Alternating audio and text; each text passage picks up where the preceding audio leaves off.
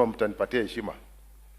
The first speaker in that category, my brother Eugene Wamalwa, will be followed by Honorable Karua and Mzee wa Kazi, Emeritus AG Senator Wako. This time I'll not give you 1 hour, you have 2 minutes. Our Mlamua and Christine Kanini and Jerongo's family, fellow mourners, the church, may I bring my condolences to the family, the condolences of my party, the Democratic Action Party of Kenya, to the UDP family that was led by our brother Cyrus Jerongo. We say pole to you for losing a father, for a friend, and a leader. Looking at the array of mourners here, you can tell that we are here to mourn not just a great son of the Mulembe nation, because he was a leader whose influence went beyond Western Kenya. Not just a great son of Kenya, and you can see he had friends from every corner of Kenya. You had Kikuyus, Luos, Kisis, Kambas, everybody from every corner of this country was a friend. And not just in Kenya, we've seen beyond Africa, East Africa actually, from Uganda to Sudan to Libya, and across the world, all the way from China. We are very, very grateful to have all of you here mourning this great son of Africa, the son of Kenya, the son of the Mulembe nation. For me, I knew Cyrus when I was a young man, just going to the university at the time. He was a very close friend of my late brother Mike Wamalwa, and he was also very close to the late Masinde Muliro. Talking about generosity of Cyrus, I saw it firsthand. I was told then that the richest Luya man was a man called Ambwere. But then I was told at that time the richest man was no longer Ambwere. There's a young man who has come, and he's very rich, that he even has a certain note, 500 shilling note named after him. He's called Jirongo. And that he was a political genius and a mobilizer who was helping Moi face a very resurgent opposition. It was a first multi-party election, and this man was called Jerongo. I was very surprised that though he was in Kanu and he was Moi's right-hand man, Jerongo still had friends across the political aisle. He would come and speak to my late brother. He would come and speak to Masinde Muliro. He was not actually limited by political boundaries. And this is how Jerongo lived his life. And that is why in this congregation you could see people across the political aisle. He did not know any borders. In fact, if he was a doctor, he would have been one of those Medicinos Sans Frontiers, doctors without borders. He did not respect the border of tribe or religion or region. He cut across. And I would like us, particularly those of us who are from the Mulembe nation who are here today, if there is one thing we can pick from Cyrus, the greatest honor we can bestow upon this man is to fight for what he fought for most, Luya unity, the unity of the Mulembe nation. And in so doing, we must rise above our petty politics. We must remember the words of Abraham Lincoln, who said, though we are politicians, we are not enemies, we are competitors. And that though passions may strain the bonds of affection, they must not break because of politics. That is how Cyrus lived his life.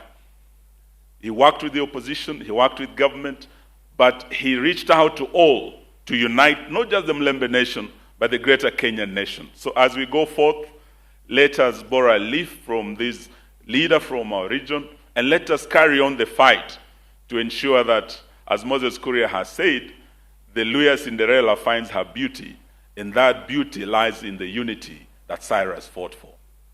Lastly, we do know that Cyrus was a politician who spoke his mind, who spoke truth to power.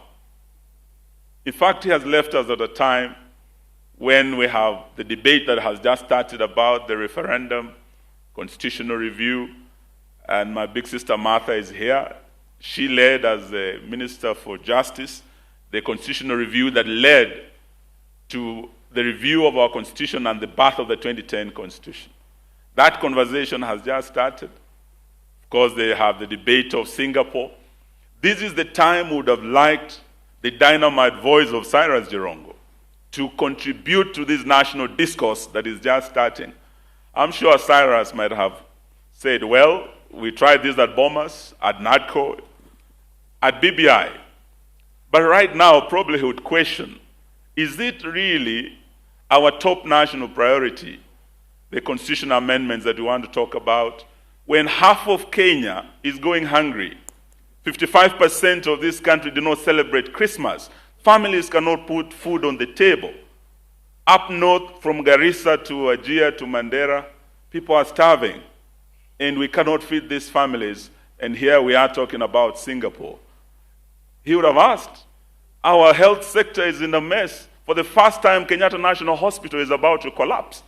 Just like a 100-year-old hospital in Kakamega called St. Mary's Mission Hospital that has been there since the colonial times is collapsing because of the failed SHA policies. He would have questioned some of these things, and we will miss that dynamite voice that speaks truth to power. And we must carry on this fight, even in his absence. Thank you, and God bless you.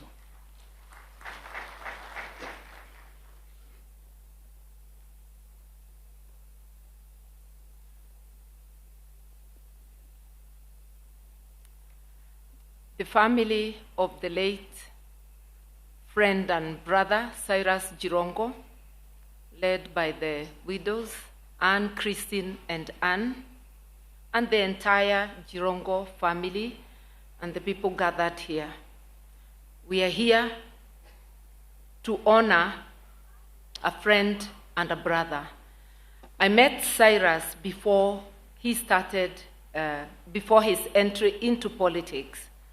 And in line with his character, he had come to the courts to bail out a friend, now a big shot in government.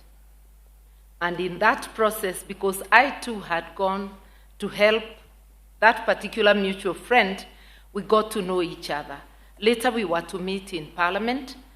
He was in government, we were in the opposition, but that did not stop our collaboration. We've collaborated with Cyrus in many political seasons. Moses Kuria mentioned some of it in the runner-up to the 2022 elections. We were planning on collaborating moving forward. It's not going to stop.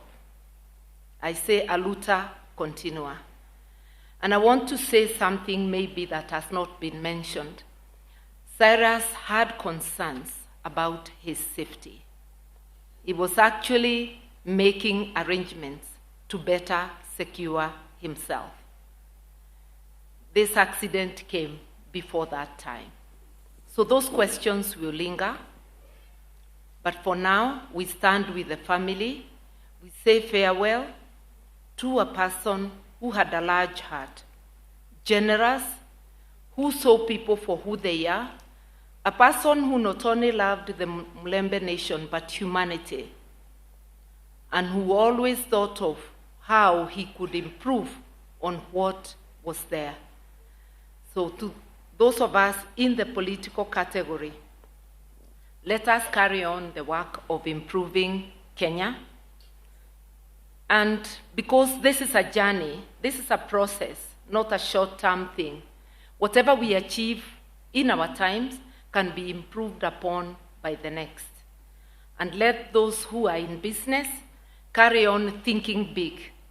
He has gone before hitting it big. And I'm certain he was going to hit it big. To his partners in business, carry on with his dreams and let his family reap the benefits. Rest in peace, Cyrus, till we meet again. Senator wako